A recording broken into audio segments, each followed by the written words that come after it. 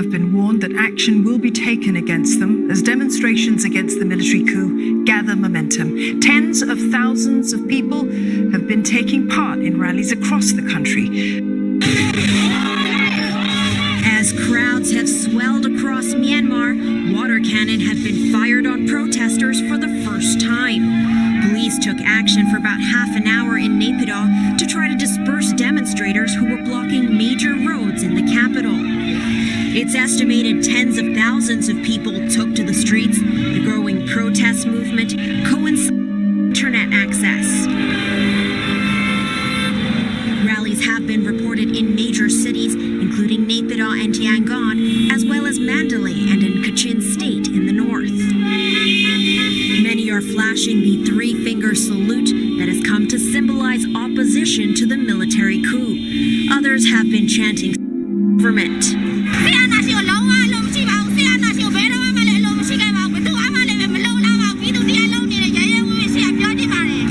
Calls for a nationwide civil servants and even rail employees are taking part in a mass walkout.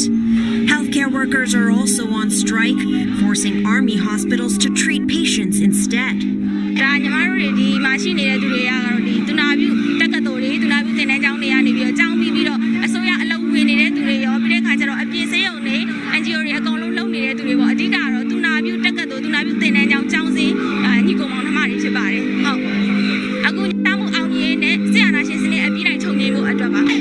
It's been a week since the army overthrew Aung San Suu Kyi's government, claiming widespread fraud in last November's election.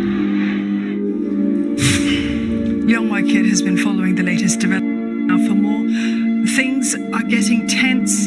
For the first time, if you've seen on TV earlier, we saw water cannons being used on protesters to Naypyidaw will tell you how quiet the city is. If you're driving on the roads in Naypyidaw, you might be reminded that those roads look like runways where planes can actually land or take off.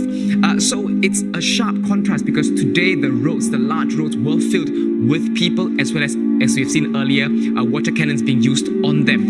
What stood out today for me in English placards showing to photographers as well as to cameramen, and these are not direct messages about the protest. Messages are designed for them to go viral and be circulated so that attention can be drawn. History reminds us that the Myanmar army does not tolerate large-scale protests for prolonged periods.